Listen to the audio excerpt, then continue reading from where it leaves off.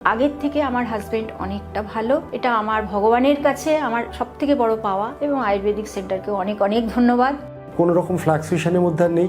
R thanks to পুনর্জন Ayurveda 45 days খাওয়ানো হয়েছে, তো ওটা খাওয়ার পর মোটামুটি এখন আগের থেকে অনেক বেটার আছে। very fine now, so it is very helpful to us. আমরা 45 দিনের মেডিসিন ইউজ করলাম, তাতে লাভজনক আমরা বুঝতে পারছি।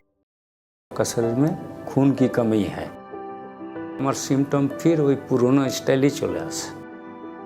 जस्ट प्री स्टेज ऑफ आपका ट्रीटमेंट यहाँ नहीं हो पाएगा, तो बोल लो आगे থেকে একটু কেসটা ক্রিটিক্যাল হয়েছে নাকি।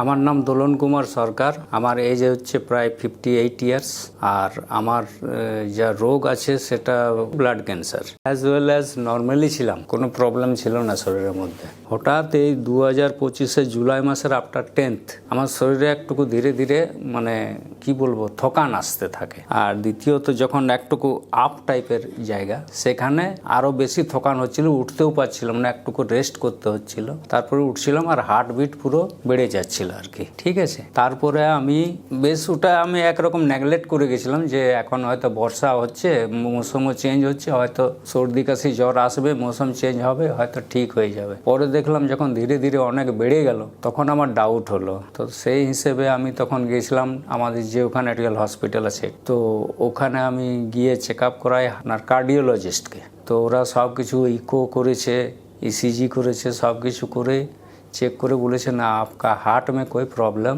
नहीं है। तो हम बोले तब सर ऐसा क्यों हो रहा है? तब हमको बोला कि एक काम कीजिए, आपका चश्मा खोलिए। तो আমি এমনি চশমা খুলে দেখাতে ও এরকম চোখটা এমনি করে দেখলো, তো বললো आपका शरीर में खून की कमी है। तो खून की कमी है तो কিছু মানে ব্লাড রিপোর্টে লিখে দিল, সিবিসি ফিবিসি এসে করলো, তাতে করালাম, তাতে দেখা গেল কি আমার ব্লাডের হেমোগ্লোবিন 6.5 ছিল।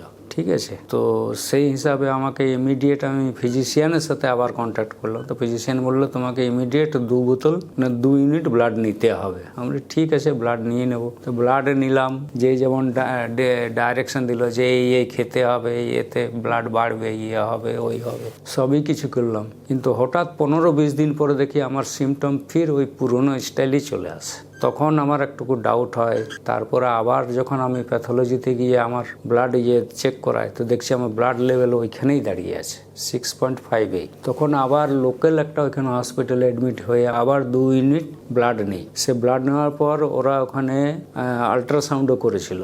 তো সে সকল করার পর ওরা বলল যে आपका ट्रीटमेंट यहाँ नहीं हो पाएगा, आपका हो सकता है MDS है, तो आपको बाहर कहीं जाना पड़ेगा, या तो दिल्ली या तो वेलोर या तो बॉम्बे, ऐसा कुछ बोला। तो हम लोग डिसीजन किया था वेलोर। तो वेलोर गया था, वेलोर में चेकअप कराया, करीब 15 दिन था। वो टोटल ब्लड का वेराइटीज चेकअप हुआ, उसके बाद बोन मैरो चेकअप किया, लास्ट में वही आपका रिपोर्ट आया। तो उसमें वो दिखाया कि आपका बोन मैरो हुआ है, just pre stage of blood cancer. এখন কি স্টেজে আছে আমি নিজে জানি না। ওখান থেকে ইঞ্জেকশন লিখে দিয়েছিল, তো ফার্স্ট টার্ম নিয়েছি, এটা সেকেন্ড টার্ম নেওয়া হয়েছে। তারপরে আপনার কাছে আমি এসেছি। ডাক্তার তো আমাদেরকে এরকম সেরকম কিছু বলে না। ডাক্তার এইবার আমাকে বললো যে তুমি নেক্সট ভেলোর চলে যাও। তো বললো আগের থেকে একটু কেসটা ক্রিটিক্যাল হয়েছে নাকি।